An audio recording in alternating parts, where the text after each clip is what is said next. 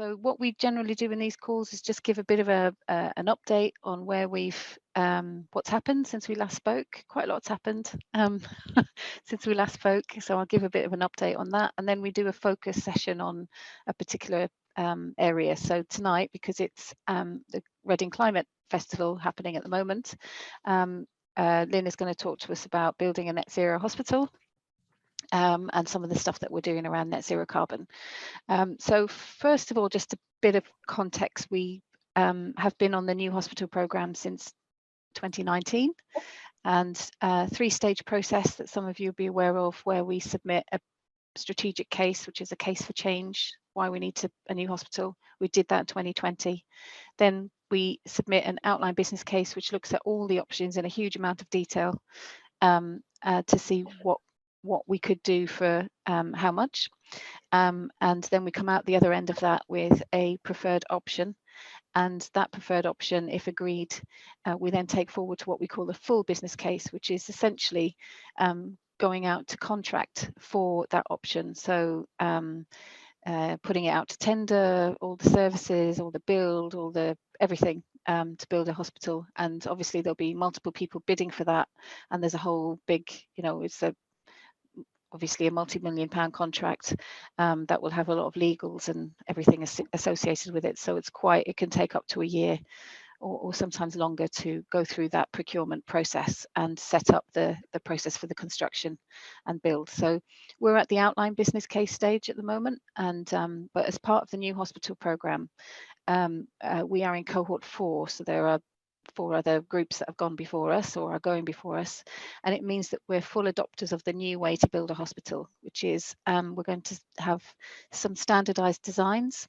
So instead of lots of people doing their own builds and designs locally, there'll be a set or suite of standardized, this is what a room looks like. You've got a choice of 3, 4, 5 types, and you choose those, and they'll be developed over time with hospitals, but they'll be standardized, and things like where things are located close to each other, that's all going to be eventually, I think there's still a bit of iterations to happen, but eventually that will be the new way to build a hospital. So post 2030, if you want to build a new hospital, we'll have done it, because we're part of the early cohorts, we'll be helping to shape what that looks like. It also means that that process where we go out and contract for services, some of that will be done centrally, because if, for example, we know that there are 6 hospitals needing construction in 2028, we might want to get a better deal for that. So part of the new hospital process is around modern methods of construction. So where you build off-site and then you bring it in, and that can be done at any time. So we want to get a better deal by buying in bulk, so to speak, and I'm oversimplifying, but buying in bulk to reduce the cost and the time of building a new hospital. So with that in mind, our strategic case set out 3 preferred options that would meet what we feel is important in the hospital, and that was done in the strategic case. So we had 2 hospitals that we would redevelop on site. So 2 options were on-site development, and the third was a new hospital on a new site. And we're constantly looking at the pros and cons of those kinds of options, and that was submitted as part of our strategic outline case. And so recently, I think how do we put it? So recently there was an announcement in Parliament. The Secretary of State announced that the new hospital programme are going to get an investment of 20 billion.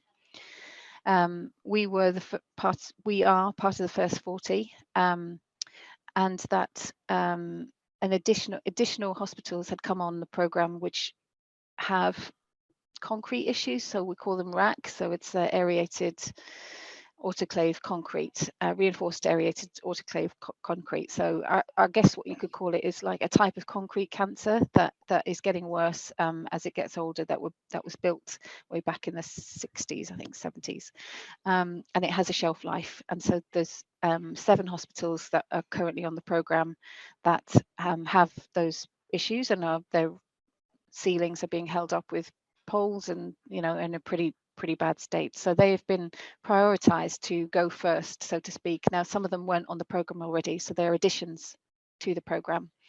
So that may it may mean for some people that we can't all go at the same time and deliver the hospitals before 2030, but nobody knows yet who those are. So firstly, to build hospitals, if we all went at the same time, we would cram up the market. We can't all be in construction at the same time. It's just not possible.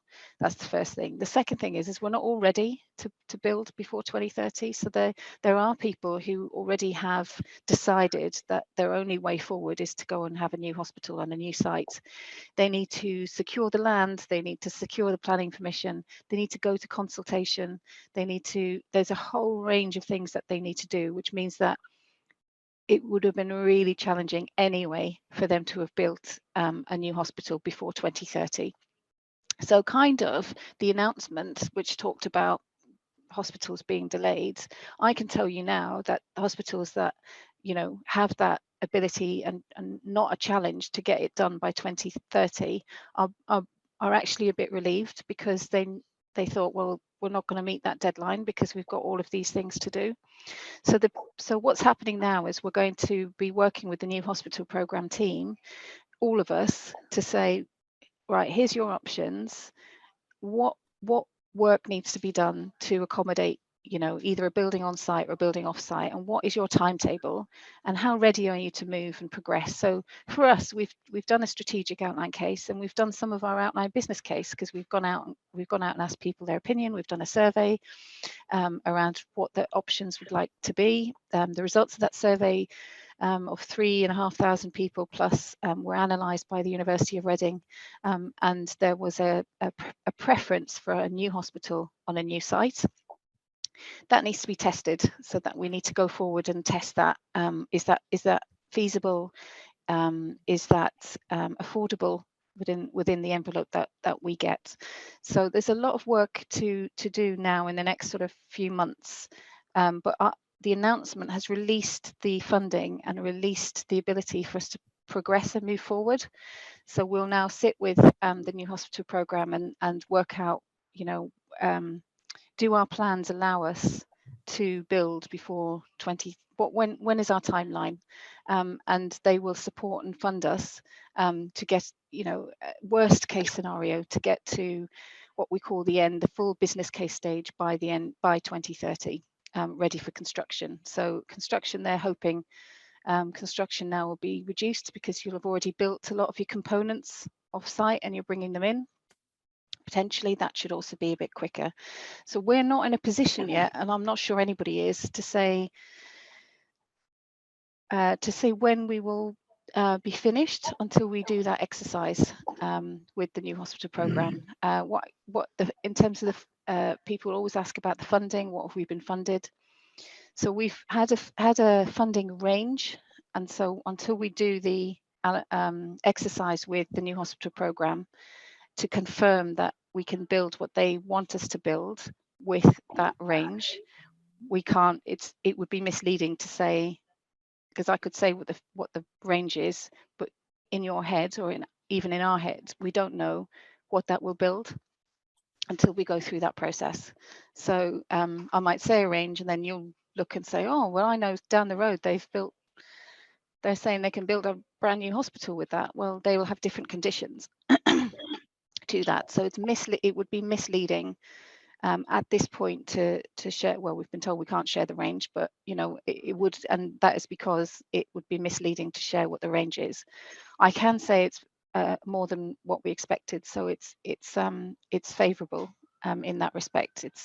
I think it's positive news, but we still need to work out the detail before we can release what that actually means. So at that point now, I'm going to pause to see if anyone's got any questions around that, or any comments. I'd like to ask because when I saw the announcement had been made, I saw about the cohorts, and you said we're in the 4th cohort. What exactly does that mean? Because I mean, what you've just gone through does sound like there's yeah, an awful lot of balancing to be done. And obviously, if somebody's ready to go, then it would make sense for them to go. Yeah. If somebody else isn't. So, I mean, I can see all the ifs and ands, but I can't quite work out what being in that cohort actually means, or is it just an arbitrary grouping? Yeah. So when it was first launched, the new hospital, there's cohorts 1 and 2. Some of them have already been built, like Liverpool, for example. So they were already kind of way down the road and ready to go into construction. So there wasn't the opportunity for those hospitals that had gone so far down the road and invested millions in design and business cases for a certain build to say, hang on a second, we're going to take 2 or 3 years to work out a standardized design. Can you wait until we do that? So there was funding to support hospitals that either were already about to go to construction or almost there to finish that construction, and then money for other cohorts to start their business cases, like ourselves, to be ready for construction between 2025 and 2030. And they anticipated in that time they would have developed what they're calling now, it's Hospital 2.0. So it's that's the type of hospital. So it's the standardized design using modern methods of construction, fully digitally enabled, all single rooms, en suite, for example. Those are the kind of standards that are coming out. We'll talk a little bit about net zero carbon in a bit around that side of things, which is standardized. So cohort 4, we were anticipated that because we had only just started business cases, that by the time we got to this, we would be what they call full adopters of the new hospital program designs, the standardized design. Okay. Stan. I know that you have been considering various new sites for a possible new build. And I'm wondering at this stage, how confident you are that you could actually find a new build site that would be useful for everybody to get to and for all the rest of it. So I know you've been looking at Shinfield, you've been looking at Thames side. Have you got real possibilities there, or is it a hope and a prayer? Yeah, so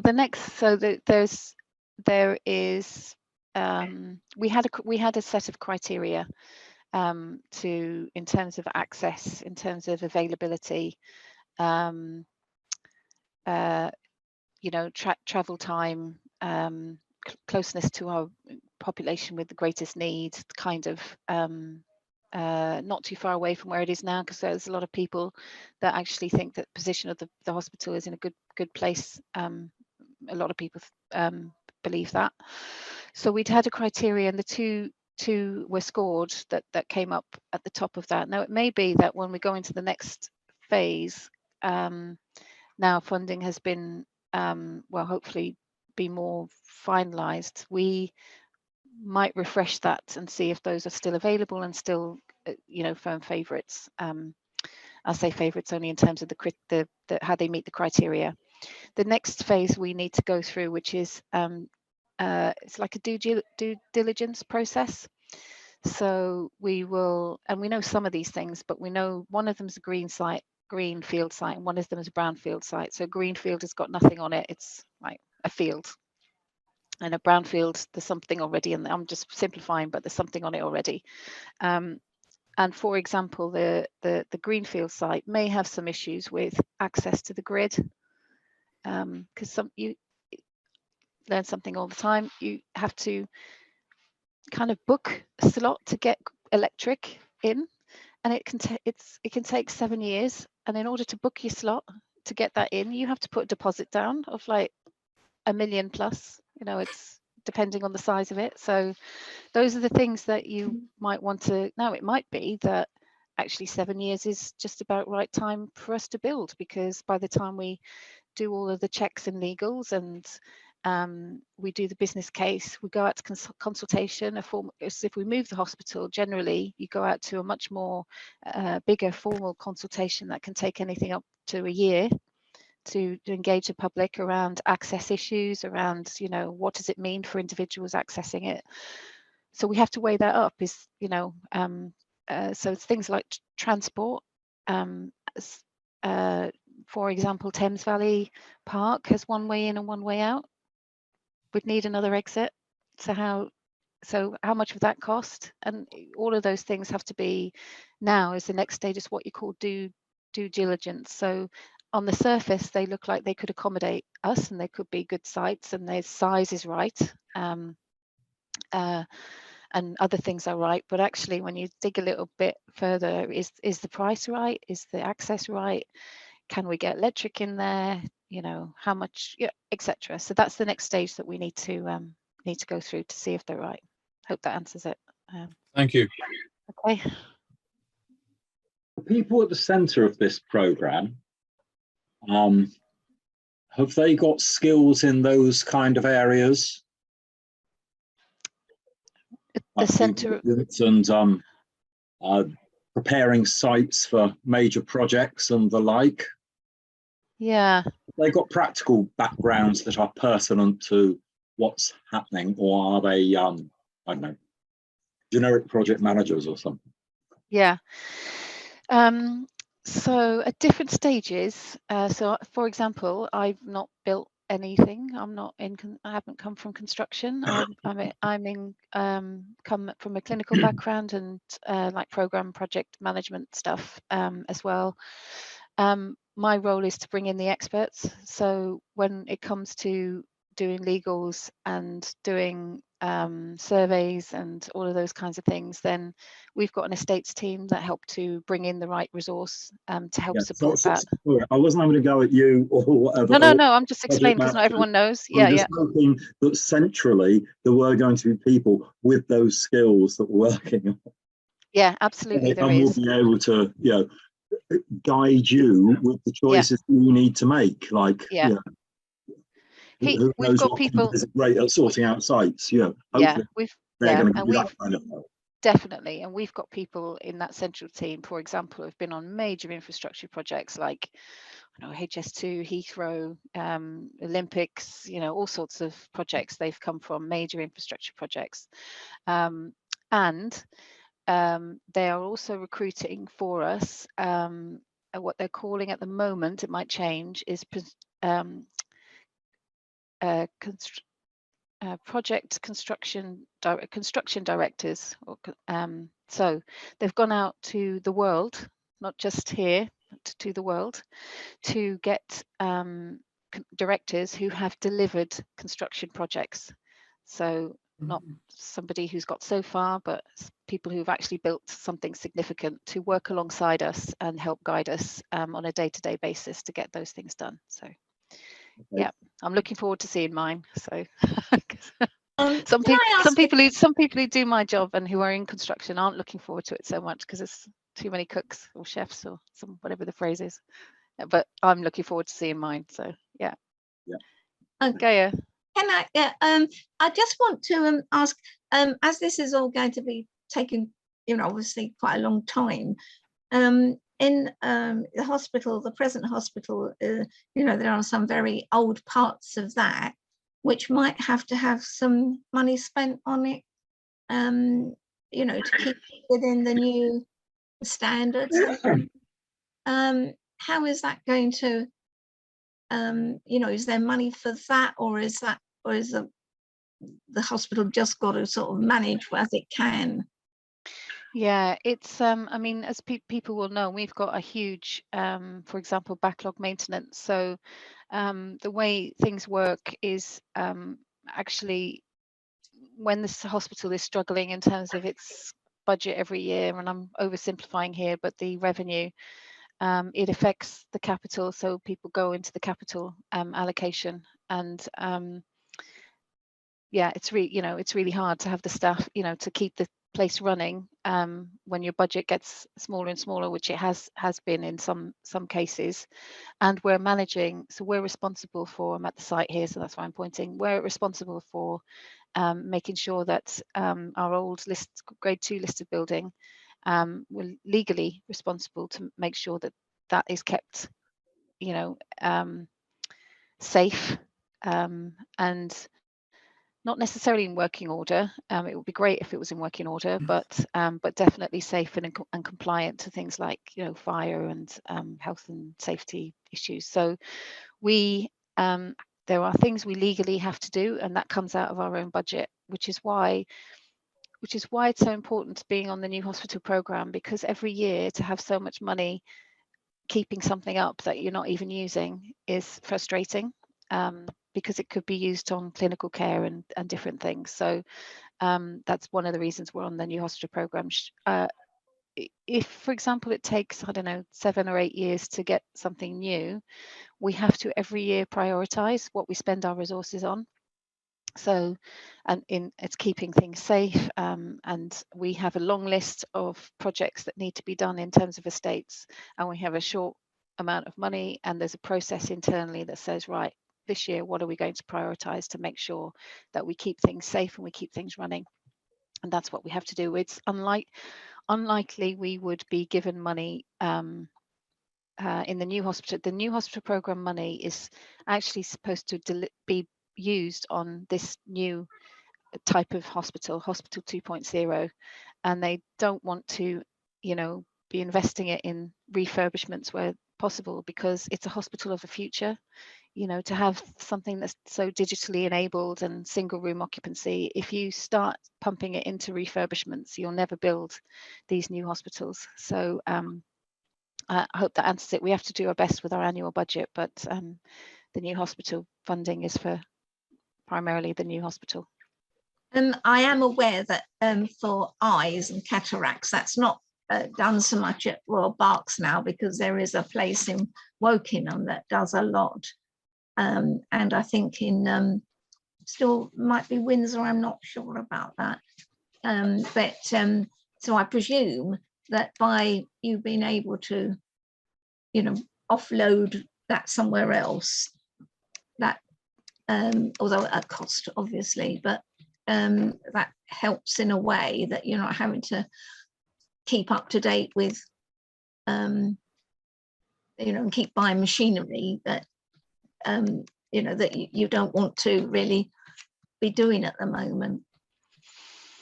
Yeah, it's complicated because it depends on what the arrangements are and what our responsibility is as a trust. So we may, for example, have a responsibility to deliver so many cataracts operations a year, but not able to do that here. So we have to lease somewhere else or pay someone else to be able to deliver that for us, because we haven't got that here. I don't know I don't know whether that's the details here, but that could be an arrangement that's happening. So it's not like we actually lose that cost. It may be more cost effective, but usually it's something that we just move somewhere else, unless somebody else, some other trust is doing it. If it's Wokingham, it may well be the community trust that's doing it, and then they get paid directly for that. But we won't get any income then from that either. So by losing that service, we also lose the money that comes with it. Yeah.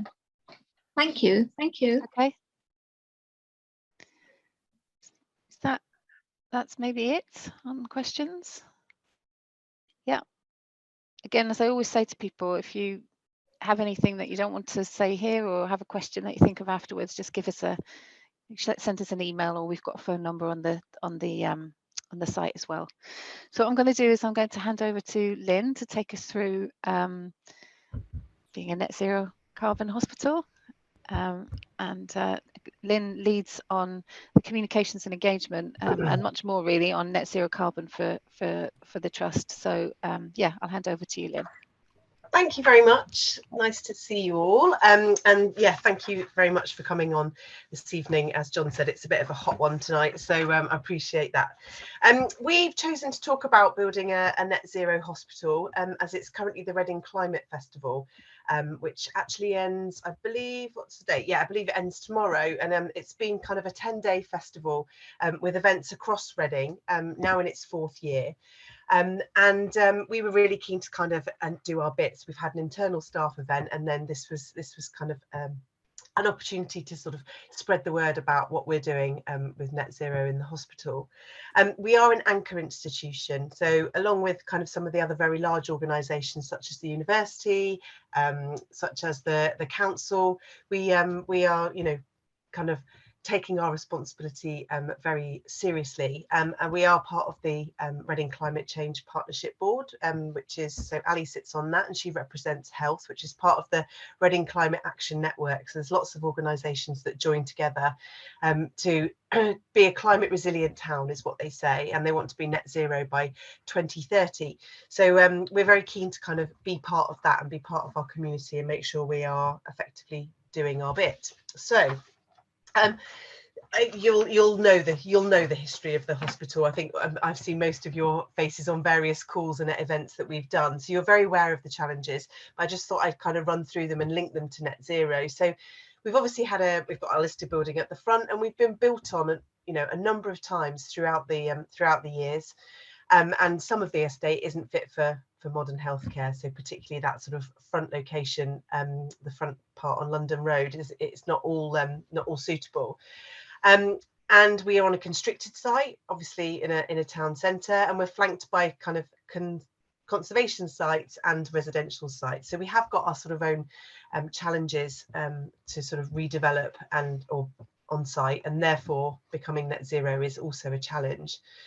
As Ali's mentioned, we're in cohort 4 of the government's new hospital programme, and part of that is very much about net zero, and that is sort of, I'm going to explain a little bit more about that as this brief presentation continues, but it's all about being part of Hospital 2.0 when you're in cohort 4. So we'll be learning from our previous cohorts, and as Ali mentioned, you know, bringing down some standardized designs, some centralized processes, and using economies of scale and modern methods of construction. So the NHS have a target to be net zero by 2040, and I've just briefly mentioned that Reading as a town wants to be net zero by 2030. So the trust, it's not just the hospital actually, the trust ambition is that we are also 2030. So that came down from the board earlier in the year. So just to briefly touch on the NHS targets, healthcare facilities account for a considerable amount of carbon that's produced each year. So medical waste, energy consumption and travel are sort of the main reasons that you know, we produce so much carbon into the atmosphere. So it's very hard for kind of complex systems and very large systems like the NHS to be, you know, identifying where we can cut that carbon. But they've set 2 targets, which is fantastic. So for the emissions that we control as the NHS, that's our scope 1 and 2, which you can see just on the left of the diagram, and that's the stuff that we can control directly. So that's things like how we produce our energy and what we do with our energy. It's all about how we produce our water, what we do with our waste, and we've got a very sort of steep, I guess, ambition to beat those NHS targets. But the NHS target says that we're going to reduce that by 80% by 2028 to 32. And then you'll see scope 3 on the right hand side, which is the emissions that we can influence. So it's called the NHS Carbon Footprint Plus. And they want to reach that by 2045. So there's some big ambitions, but they have brought it into legislation now as well as part of the Health and Care Act in 22, which is great. So we are, you know, sort of showing that commitment.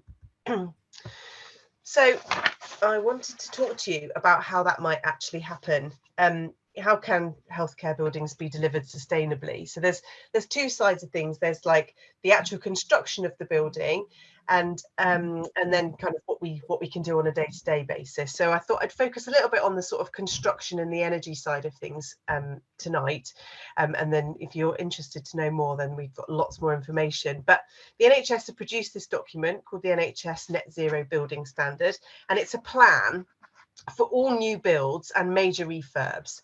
And it's just a really important step in that kind of road to net zero. I think it's something like all the carbon in the UK, 5% is produced because of healthcare. So there's huge numbers and huge responsibility on the NHS, as I've just said. So this is one area that they can make a real inroad in. And this is looking at the construction, as I mentioned, and also the operation of the buildings. So when we're considering our options for redeveloping, we need to be looking at reducing that construction impact. And we'll be using these building standards, which I think they published at the end of last year, and they're now applicable from the 1st of April. And we are definitely on a learning curve. So we're going to a number of workshops now over the next 6 months as they implement this building standards, and we're kind of getting our estates team involved obviously as well, to help us. So currently 10% of the NHS's emissions are from energy, from building energy, and this standard that I was talking about looks at how we can enable sort of interventions to reduce those emissions, and how we can kind of get building sensibly. So in carbon terms, the ideal situation would be that we build nothing, that we stay exactly in the buildings that we're in, but that isn't an option. We know that isn't an option. So then the next option is that you build less. Well, with our aging estate, and as Ali mentioned, our backlog maintenance, again, that's not really going to be giving us the best place to serve our population and to give our best patient care. So therefore, what we need to do is build clever and minimise waste. And what we'll end up with is a sustainable building, which will be worth any carbon that we've produced by building it. So what this new build standard says is this is how you do it in the best possible way, and the benefits will far outweigh any carbon that you've produced in the making of that hospital. So let me just get my notes. We're in cohort 4, as I said, and it's expected that much of the design is going to be standardised, but with local requirements. That's really key. So our priority will be to build a well-designed net zero hospital which saves energy and resources while creating optimal comfort for our patients and staff. It will always be about our patients and staff. Standardised designs will consider all this on the list. So the hospital will need to be highly efficient and use innovative technology. Digital is going to be a huge area that will give us the options to be really innovative. So we can have high performance heating, ventilation and air conditioning systems.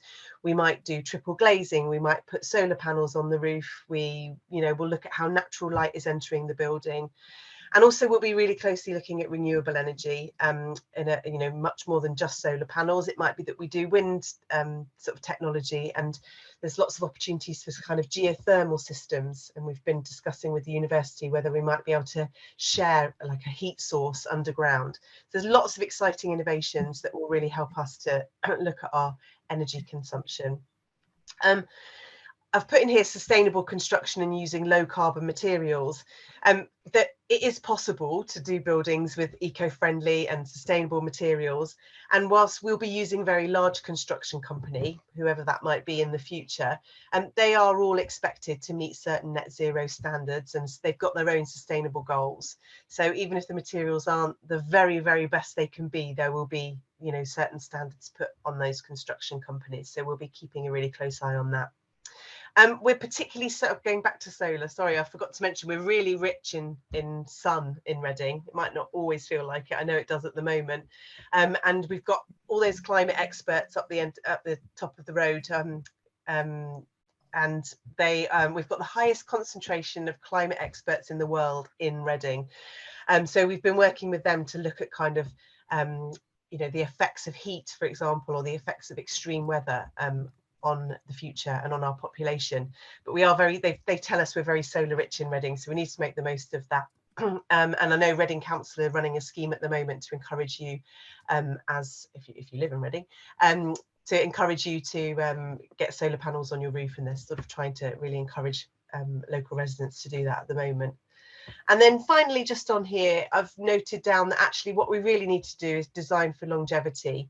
So we need to design flexible space that will grow with us and grow with our population. And I don't necessarily mean in size, but I think we learned lots from the pandemic about turning wards quickly into what was required for the population at the time. So that's going to be really key to make sure that once we've built this hospital or redeveloped our current hospital, it will be a useful space that we'll only have to build once in this generation.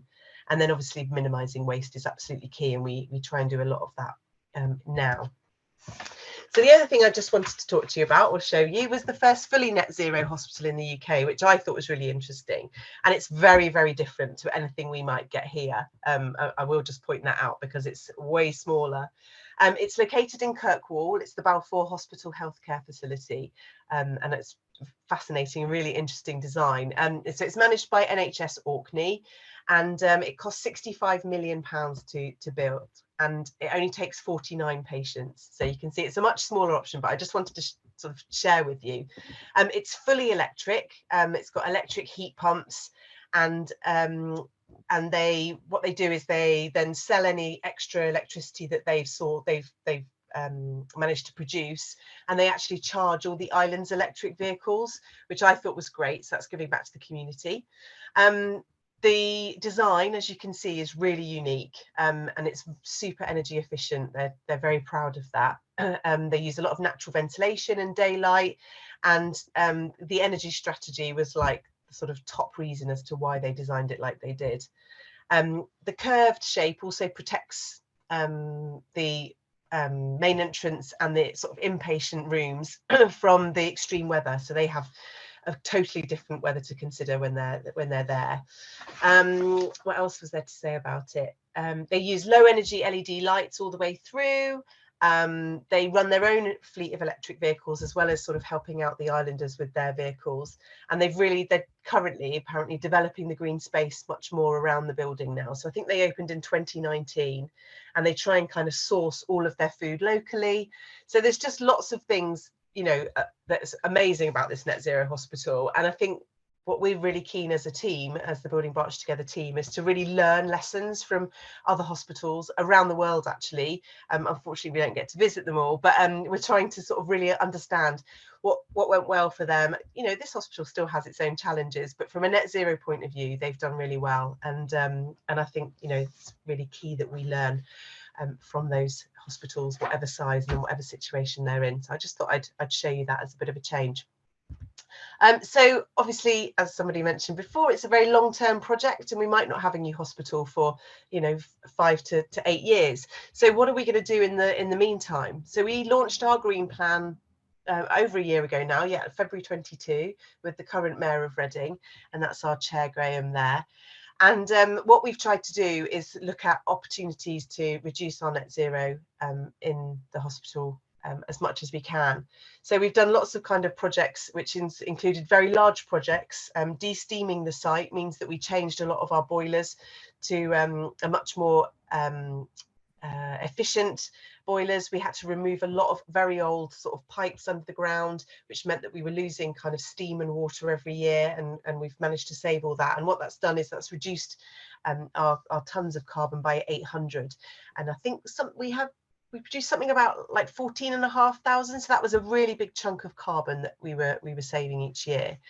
And then we're trying to do a number of projects kind of with staff, which we're hoping to kind of launch out to patients as well, being much more rigorous on our recycling. You know, we gave 150 extra bins out this year to staff areas and into wards. And what we're making sure is that 100% of our waste avoids landfill now. So it all gets turned into renewable energy. And that's been a couple of years that's been going now, and it's really making a difference. Medicines is a key area in the NHS's production of carbon. So there was an anaesthetic called desflurane, which we've managed to stop using. It was absolutely awful for the environment, this particular anaesthetic, but it was quite a challenge to encourage consultants to stop using it and to look at the alternatives. But we've, well, not we, that some really pioneering anaesthetic consultants really pushed that. So that was brilliant that we managed to do that. And then we've launched a sustainability app for staff. We've developed a wellbeing garden across the road in Craven Road, in a new staff health and wellbeing garden, which we're growing our own vegetables and you know, really trying to kind of teach staff how they can be sustainable at home as well as at work.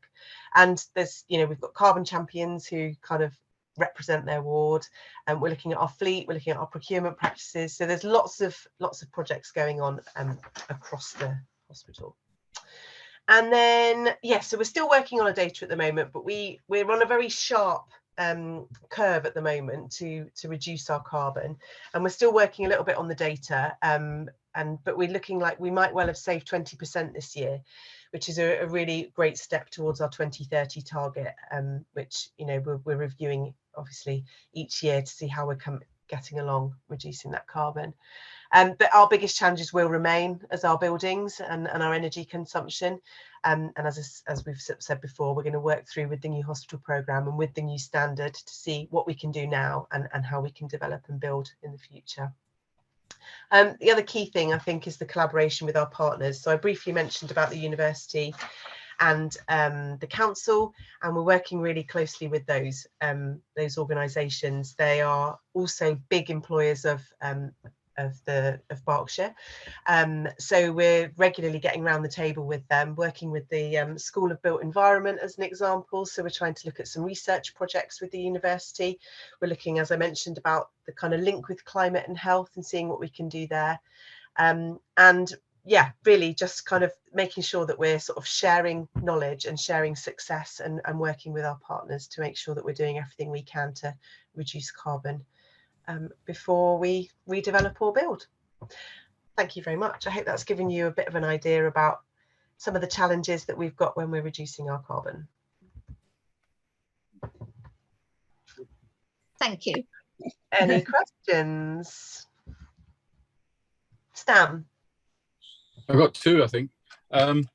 One is I realised that, you know, 80% of the planet is on fossil fuels. 80% of our energy is produced by fossil fuels. And for any institution, like big institution, to come off fossil fuels is a huge challenge. Is it the ambition to come off, because it looks like it, right, by what you're saying, to come off fossil fuels altogether in a new hospital?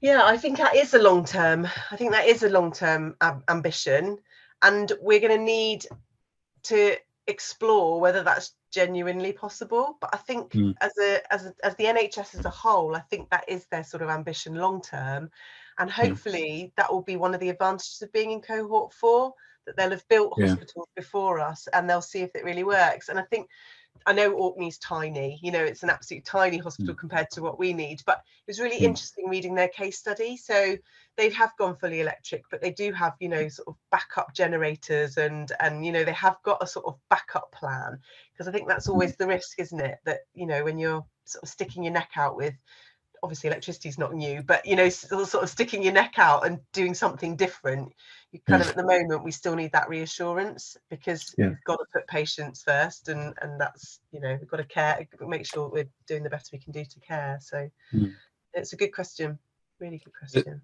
Thanks. The other question was to do with air. Is it possible technologically to clean air but preserve the heat that's in it? I don't know. If you know, because hospitals are full of germs, I assume, and you know, so if you want to keep the heat that you're producing, that you're creating, is it possible to clean it while preserving the heat? Yeah, I am no expert at all, Stan. I don't profess to be. I'm, you know, I kind of do lots of reading and then, you know, re-message it and push it back out again. But I know that the HVAC system, so this heating, ventilation and air conditioning systems, there's a lot of innovation going on. I don't know if Ali knows any more, but yeah, it's a really good question. I'm going to find out and report back to you. But okay. Yeah, thank you. Thank you. Thank you. We do have a couple of people in the new hospital programme leading on net zero carbon and working on different types of innovation. There's also a group, an academic and industry working group that is made up of about 6 or 7 different universities and some big industry partners that are working with the new hospital programme on exactly that kind of you know, possibility and technology, and looking at things like hydrogen, for example. You know, I think recently I saw that a plane was flown over the Atlantic using hydrogen technology. So things are changing and moving all the time, and we have to keep up with the latest developments. The only way we can do that is by bringing business and the academic world together and working with them to be first off the bat. But I'm not aware of that particular innovation, but I'm not close enough to it to know that. Yeah. Thank you. Even though I'm giving the impression I'm very green with my green.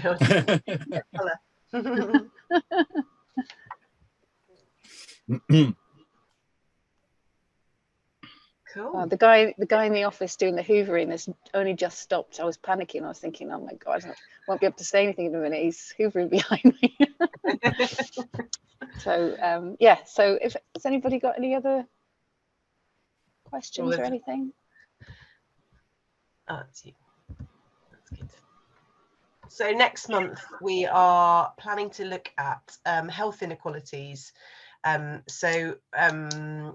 Look out for the date on that. I've completely forgotten the date, which is absolutely no good whatsoever. But you will be receiving some information about what date the next monthly online update is. And yeah, we'll be looking at health inequalities. So just a bit on that is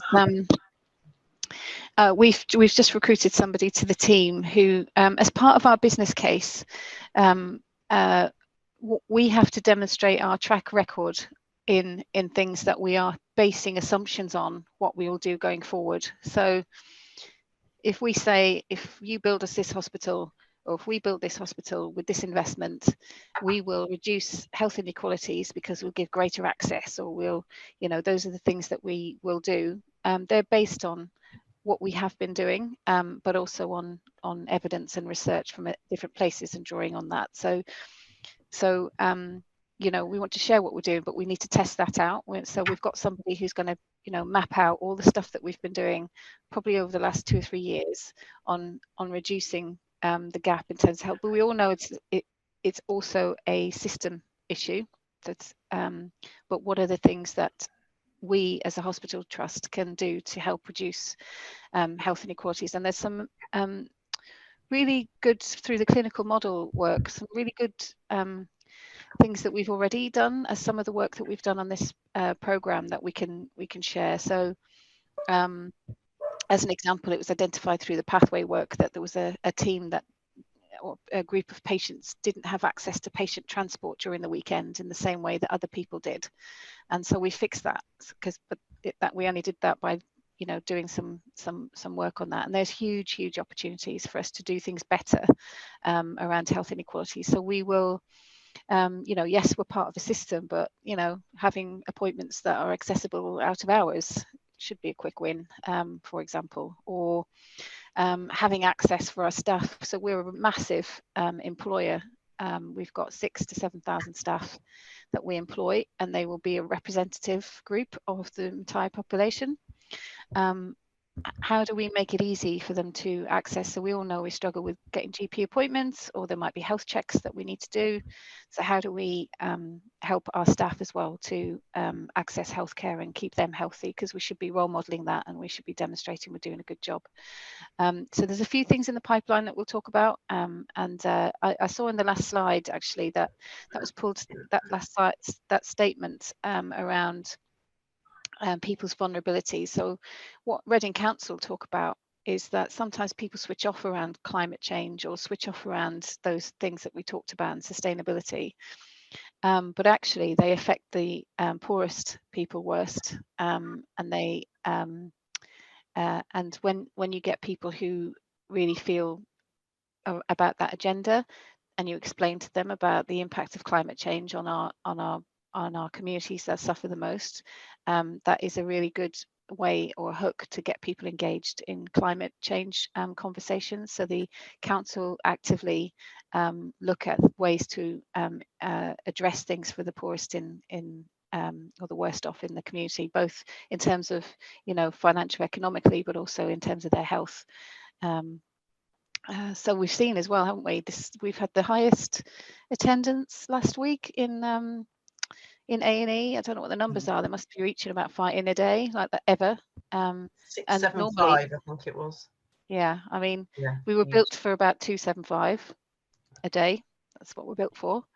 It used to be all about winter pressures. People falling in the ice, or having flu, or and those kind of issues. We're seeing a lot more now in the summer. People are fainting and falling with the heat. They are so hay fever issues and congestion, asthma issues, because that's the heat, the weather, the climate is we're getting warmer. So the pressures that we're under, I mean, it's staggering that we all worry. The whole hospital gears around winter pressures.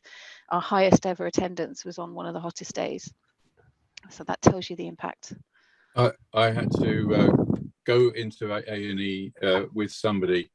I think it was a Sunday midnight in this kind of weather, and the whole place was chocker, and there was 1 or 2 people in there that have been there for 8 hours in those conditions. And of course, at midnight, there's no way of getting refreshments except from this useless box they've got standing in the corner.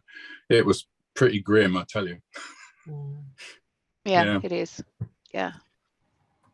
So those are the things, you know, and we also know that people who use our urgent care services are those people, a lot are in the lower socioeconomic groups, and it's because they're not reaching, they leave, they don't access services earlier, they've got probably 3 jobs, you know, or they've got commitments at home. That means they put off things in their healthcare, then it gets urgent, or they're people who are suffering from these chest, you know, related problems. They're in housing conditions that are causing that, and then it gets even worse and they come in. So we know the population that access urgent treatment are also people that suffer other things in terms of their life as well. So it's addressing health inequalities, and not just us, but as a system is extremely important to helping the population health.